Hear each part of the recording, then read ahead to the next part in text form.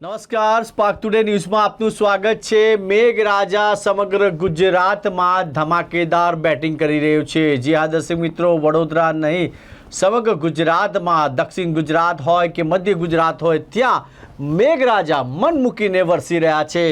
વાત કરીશું જૂનાગઢની। જી હા દર્શક મિત્રો, જૂનાગઢમાં અતિ વરસાદ થવાથી અલગ અલગ વિસ્તારમાં પાણી ભરાયા છે।